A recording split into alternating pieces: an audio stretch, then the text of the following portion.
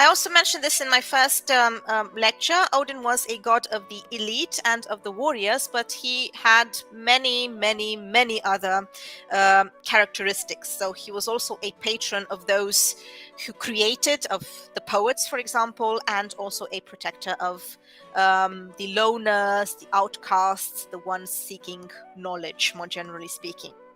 And he has myths himself involving his sacrifice, some kind of sacrifice, in order to get knowledge. We also have him going into ecstasy and performing battle magic. For these reasons, a lot of researchers consider him a shamanistic god, or at least having some kind of connection to the idea of shamanism. But this again is a little bit problematic. We should have a closer look at how much of a trance, how much we can consider him a god of trance or of ecstasy. Right. In the poem Sonatorek, written by Egil Skallagrimsson, we catch a glimpse of this idea of the god being able to provide access to greater knowledge, but with a great price.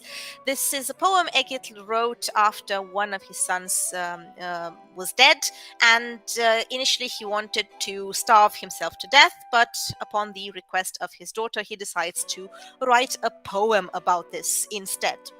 And he figures out, as he was writing the poem, he figured out that the god has opened in him the deepest skills of poetry, and although he paid the price of having to lose a son, what he gained instead was far greater, because he had now access to the flawless art of poetry, thanks to Odin.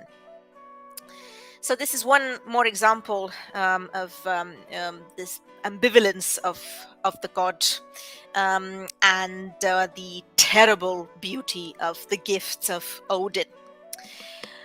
All right, with regard to Ynglinga Saga, from which I quoted you before, we have different divergent opinions. There are some researchers who consider that this bit is actually a rational approach, or a too systematic approach of all these traits of the god, and they should not be taken as such. It is far away from a historical explanation of the god.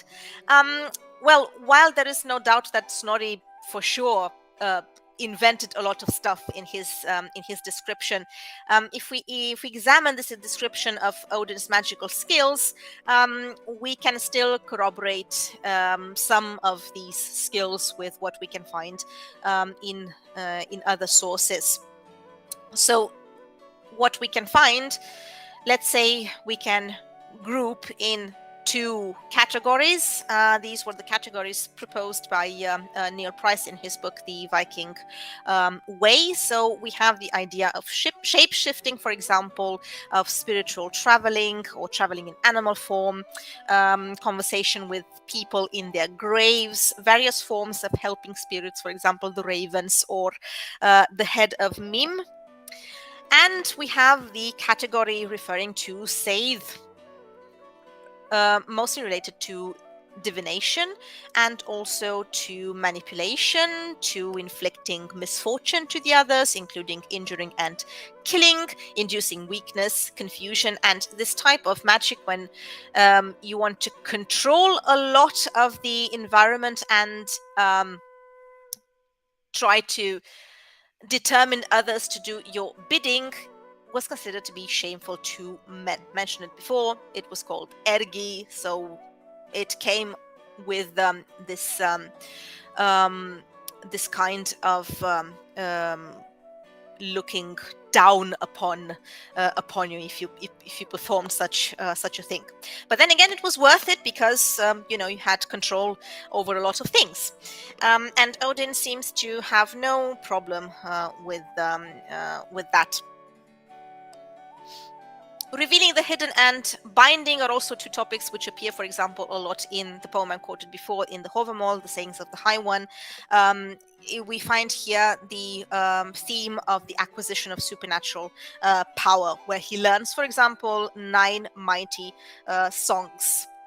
He also drinks the mead of poetry, again, in order to access higher knowledge. And generally speaking, he tends to do whatever he can, including self-sacrifice, in order to prosper and to increase his knowledge.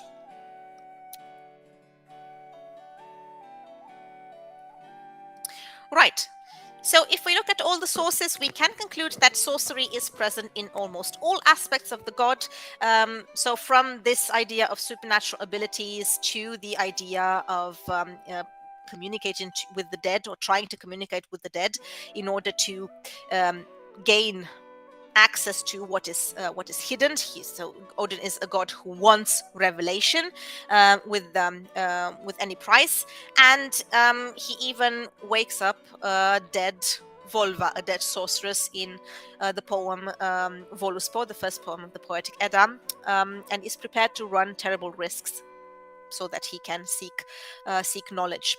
And the fact that sometimes he can communicate with the dead. At some point in Hovamol, he says that if he sees up a tree a corpse which is hanged, he can cut some runes and determine the man to talk to him. So this was important, probably because of the fact that by doing this, he crossed the border to another world, and the dead possessed knowledge Odin did not possess. So again, we have this whole idea of using magic in order to reveal the hidden, and this idea of manipulating those around you to gain knowledge. And this manipulation of events is also reflected in the fact that, for example, when he creates conflict, he tends to take the best of his warriors, the best of his heroes, with him to serve him in Valhall, and await with him the great battle at the end of the world, the Ragnarok. And we have a couple of examples here: Sigurd from the Volsunga saga, as well as Sigmund Sinfjotli from the same saga, and also the hero Starkad appearing in several sagas. So Odin was also an agent of destruction. We should not forget that. He also boasts about this. For example, in Horbatsjod, another poem from the collection of Eddic poetry, he boasts that he incites the princes never to make peace.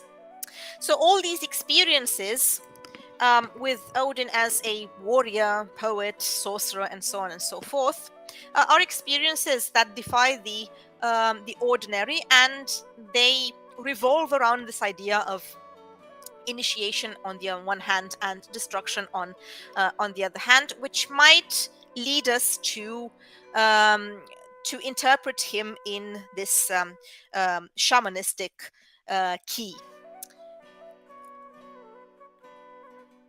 What else helps us to do so is the fact that he has a lot of names, thus a lot of identities, and many of these names refer to war or frenzy or wisdom or death or shape shifting. So Odin, perhaps you know him best as the Allfather, the father of all, but that was just one of his many names.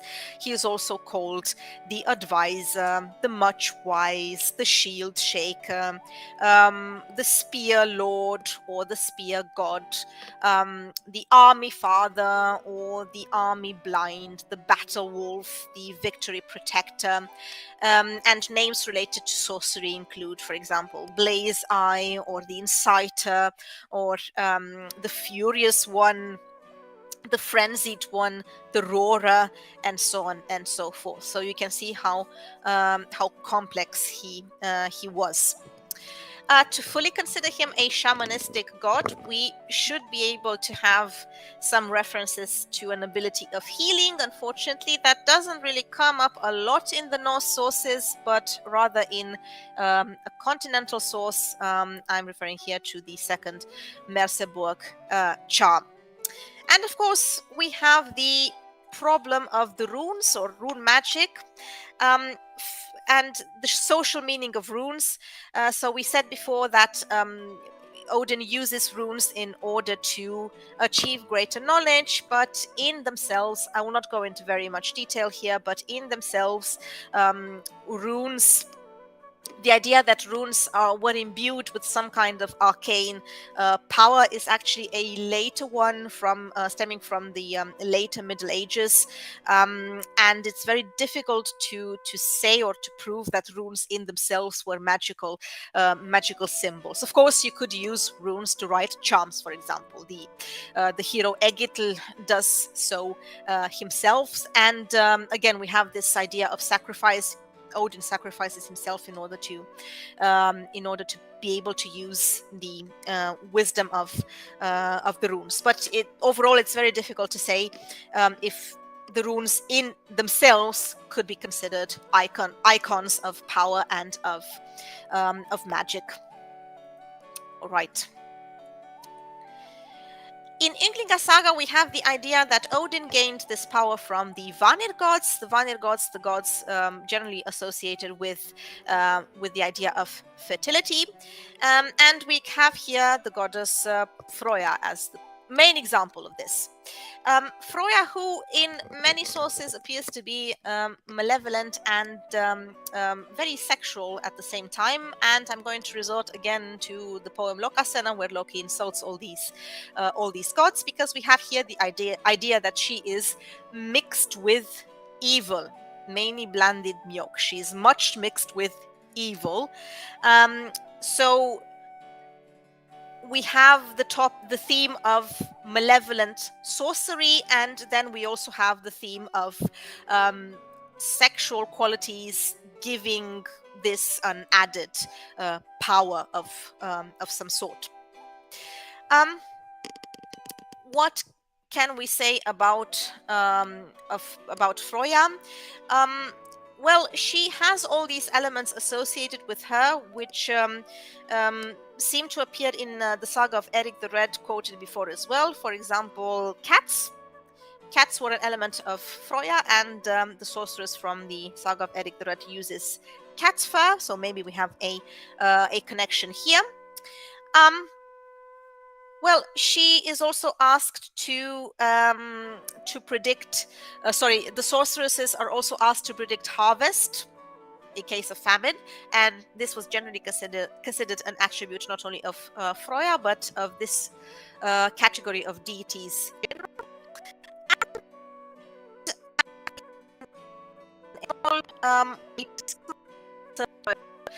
Is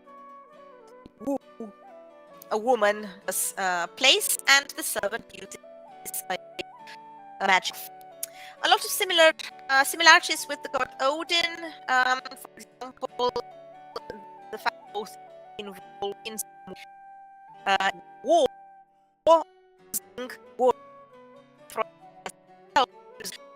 half of us. We don't know for sure whether her hall, the Folkvanger, was part of Valhall, or whether it was something separate, or whether it was something only for men, or perhaps also women went there. It's very difficult to know, but at any rate, there seems to be a connection between her and violence as well, so aggression. And both with Freya and Odin, we can see that there is potential for shape shifting. She has a bunch of wings, for example. Loki himself uses in some myths. Right. So, after discussing the gods and what gods were mostly related to magic, to sorcery, I think we should look a little bit at who performed the magic. I mean by this, other than the gods. So let's say more common people. And first of all, we're going to look at the women, because most references seem to be about women. Although, like I said, men could perform it too, but they had to bear this attribute of arger, of effeminate, as well. So we have an interesting study from the 90s, women in Old Norse society, as well as Old Norse images of women. And here we have the idea put forward by Scandinavian American scholar Jenny Johans, who said that we have two types of women when we discuss about sagas. First of all, we have the real women involved in, I don't know, household activities of some sort. And then we have a literary ideal. Here we can include the shield maidens as well. Now, it's a matter of debate whether the roles assigned to women in Old Norse texts reflect some kind of male fantasy, or they were they preserved some roots of Viking age reality. But even, let's say, in worst case scenario, even if this was some kind of fantasy, it would have still said something to us about the perception of women, and this perception would have been more or less separated from the so-called real world. So for that matter, I think it would still be relevant to investigate what kind of women are present in this in these texts. Exactly. So we also have a couple of references in older texts, by the way, of references to prophetesses doing something important, doing something essentially manipulative but important. We have in Tacitus, Diocasius, and Strabo. We also have some names that survives. For example, the prophetess Veleda. And also examples, further examples of objects. They used staffs mainly.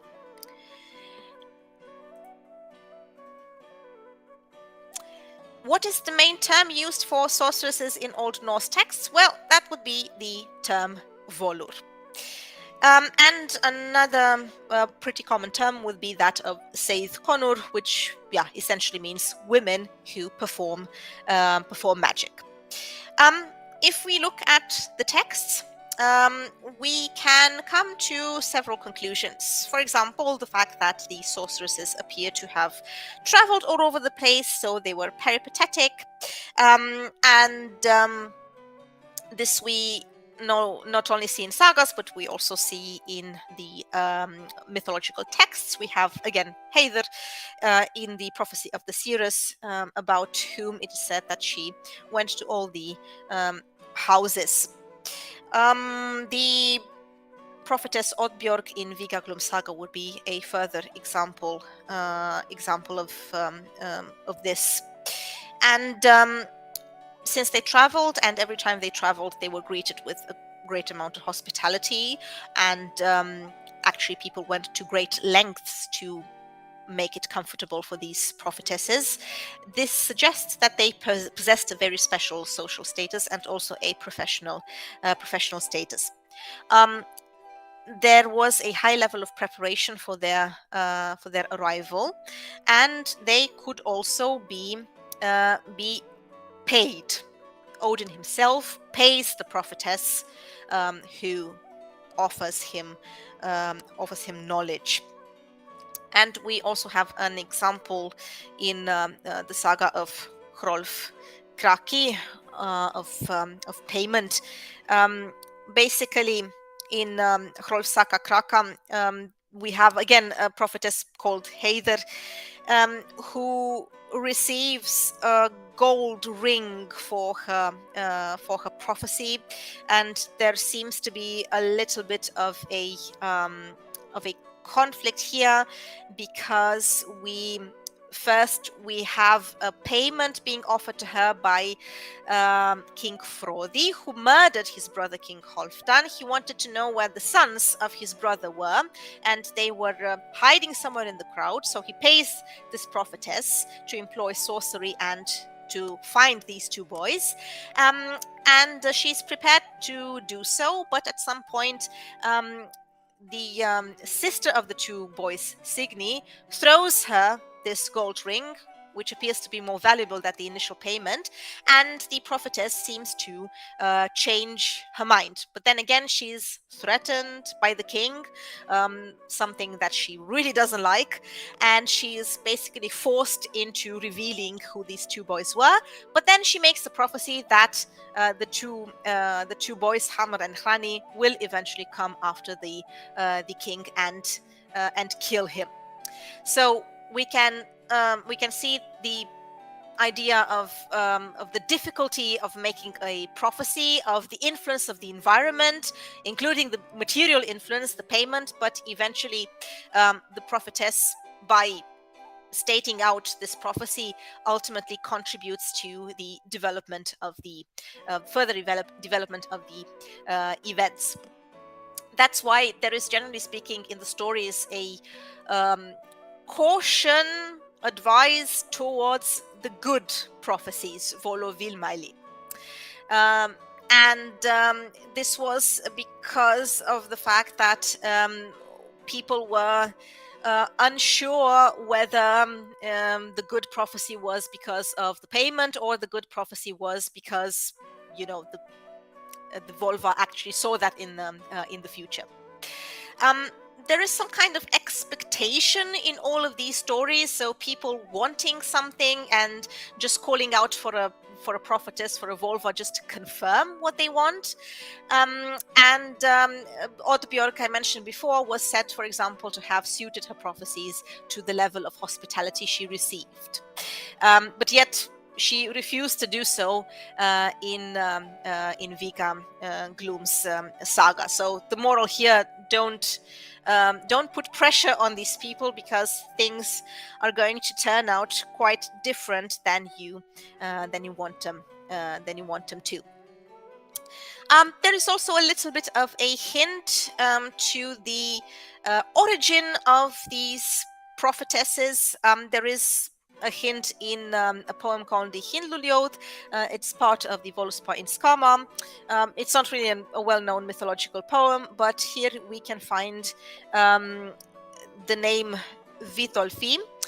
We don't know much about this character, Vidolfr. It seemed to have meant something like wood wolf, or something in the area. He's also mentioned by Saxo Grammaticus, who says that he was an ex-soldier who has taught himself to master the power to heal and to harm, and also to confuse his opponents. Whether he is Odin or not, or one of the many names of Odin, that is a matter of debate, I could say. All right, besides these two very common names, there are also other terms used for prophetesses and sorceresses. For example, Spåkonur, which literally means the one who gives a prophecy woman or prophecy wife, as well as a related term, Spåmöja. This would be the prophecy maiden, and Spåkona, the prophecy woman. So at any rate, something related to prophecy, which is very strange, because every time we find this term, they're not really giving prophecies, but they're doing some kind of unspecified sorcery, perhaps sending an aspect of themselves somewhere in order to manipulate something. They also seem to be associated more or less with this term volur, so involved in some kind of seidr ritual. Heiðr, I mentioned before, it's again a personal and a generic name for sorceresses. There seems to be a link to the very far north, or at least a hint at that. The etymology also seems to be very interesting for this word, because the term is related to the word heathen, and this points us into the direction of something uninhabited, maybe a land which is far away and unenclosed. So this idea of old boundaries that prophetesses have the power to overcome. Then again, in some contexts it might also have to do with light and radiance. And more generic terms, we have, for example, galdrakonur, so yeah, magical women performing magic, generally speaking, or yeah, if you will, witches. Visendakonur just means women who know a lot, and something derived from a masculine noun, as a matter of fact, and a very problematic word would be Vitka, some kind of sorceress, and it might have something to do with a name mentioned by Saxo for Odin in a female disguise. So perhaps it was a term that referred to both sexes. Now, nothing is really known about the special rituals involved here, at any rate.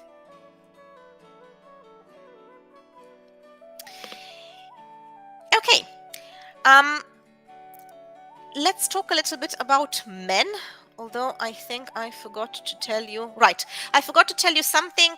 There are also a lot of derogatory terms used for these witches or sorceresses. For example, Fola, Hola, Giger, Fordaida, and so on. These are used with the approximate meaning of witch, but the negative meaning, with reference to ugliness, and also to promiscuity. And there was also a connection to trolls and giantesses and other supernatural creatures. And in the later sources, especially, they appear to be very frequent, although you can still find them in again in poems such as Lokasena, or in other poems as well. But generally speaking, there is this tendency for them to mix in the later folklore and fairy tales, if you will. Men and magic. Did men also play a role here? Yes, they did. They were also able to perform magic, and they also got paid for it. So again, we can talk a little bit about a professional category with men as well. But the practice was socially problematic. Yeah, so that doesn't mean that these magical activities were known to the community. On the contrary, I think they were very well known in the community. And the most common term to use for such a person was that of Seidh mother. Although mother, generally speaking, it's just human. It means human, but contextually, the reference is first and foremost to men. We have Thorgrimur, for example, in a saga called Gisla Saga Sursanar, who is paid for performing a ritual that attracted a particular large amount of ergi. We also have some examples of people hired to change a man's appearance.